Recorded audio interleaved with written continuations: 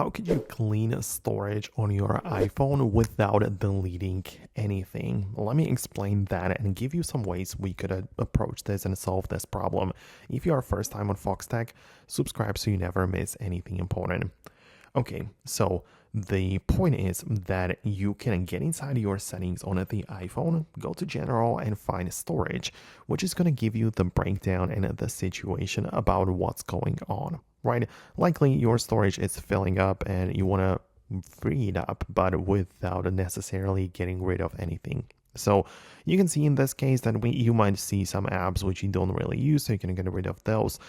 But the important part is that the apps which you are using and you have been using for a longer period of time can accumulate more data. So for example, you can notice that there are some apps which I have in here. For example, there is a Hypic photo editor, and I don't really want to remove it or get rid of it, but what I can do is to temporarily delete it and then reinstall it again, and it's very likely that the app is going to be much smaller in size.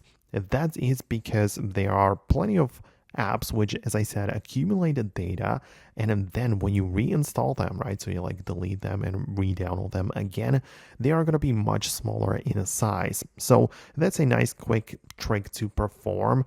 Of course, it depends on the app. So if you have some things like files stored within the app, you don't want to lose it. So for some random apps like this, it might be fine. And the point is that you can probably free up some storage just by reinstalling a few apps. And to be completely clear and transparent with you, for example, with this Hypic app, before, if I took a screenshot, right, and before the app was taking up 764 megabytes, and when I reinstalled it, it was just 471 megabytes, right? So we saved some storage in it there, as I said.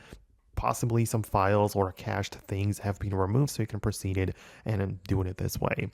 Outside of that, if you want to remove some things, you can as well just go to the main settings page, tap on profile and go to iCloud and enable the iCloud backup. So if you have enough storage on iCloud, you can, for example, turn on the photos in here, which will move all of the stuff in there, which can free up the storage on your local device. So that's another thing which is probably going to help you out. It depends on how much free iCloud storage you have available, but I guess that's another approach which might help some people. So I really hope that I was able to help you out. Let me know your thoughts and opinions below, and I'll see you in the next videos as well.